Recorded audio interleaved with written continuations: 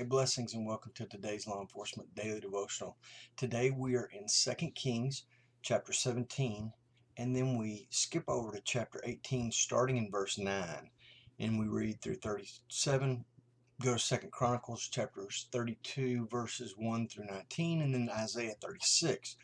I'll tell you right now that 2 Chronicles and Isaiah are kind of repeat stories. Isaiah is almost word for word from this encounter that we're going to see in 2 Kings. So I'm just going to stick in 2 Kings today just to make it easier for you to follow. Hope you're able to read ahead because, man, this is a really exciting story.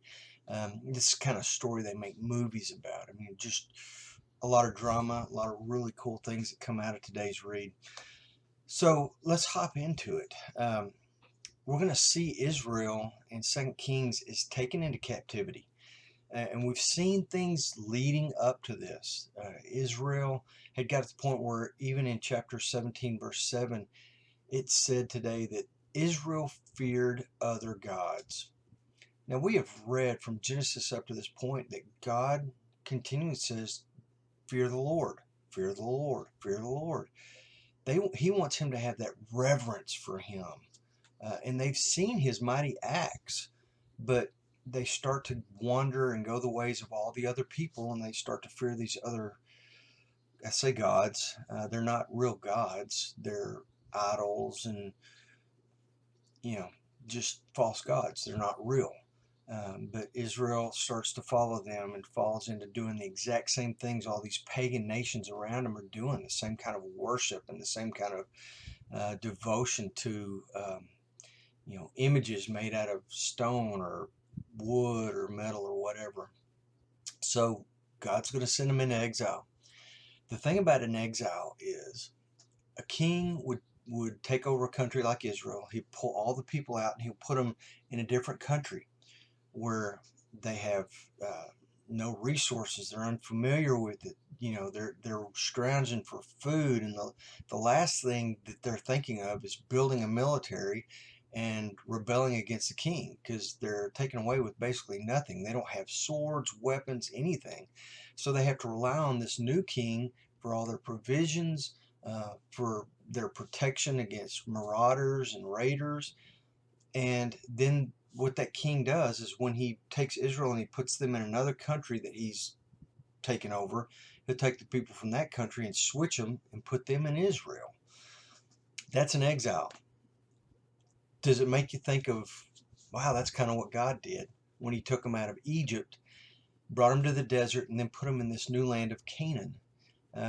It was kind of the opposite of an exile. It's the exact same principle, the exact same actions, but God put them in Canaan so that they would rely on him for his provision and his protection, because he loved them. He wanted to take care of them and protect them and provide for them. He wanted them to be his nation of priests, his image bearers. So God did this out of completely different motivation than what the king of Assyria does. But it's the same act and based on the same logical principles of relying on a king for provision and protection and security and safety. Kind of an interesting thought there. But so let's run over into one more thing. Chapter 17, verse 11. They were taken into exile because they did evil things to provoke the Lord, and they feared other gods. This was the reason why they were taken into exile. So we jump from that and we go to chapter 18. And remember, Israel and Judah are two separate nations. So we see in 18 where Judah is under King Hezekiah. And if you remember from yesterday, he reestablished and he rebuilt and he relit. I mean, he took the country from a place where they were not worshiping God to a place where they had revival. I mean, reopen the gates, reopen the doors, rebuild the temple, reestablish, revival. I mean, he brought them back to this relationship with God. And today, he rebels against the king of Assyria.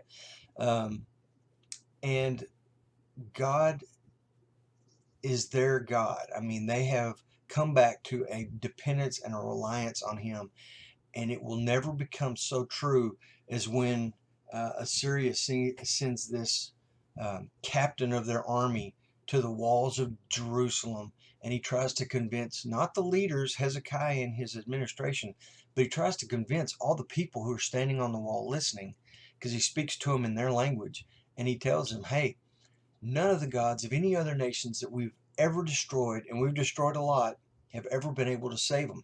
So what makes you think that your God is going to save you? And the story ends there. So we know when we pick this up tomorrow, we're going to see a dramatic appearance of God and a great conclusion. So tomorrow or tonight, read 2 Kings chapter 19. Read 2 Chronicles 32, verses 20 through 23. That's 3 verses. Then read Isaiah chapter 37. Because all 3 of these are going to be, they're going to have a little different something to offer. So read ahead and let's see where this story goes tomorrow. Anyway, until then, you guys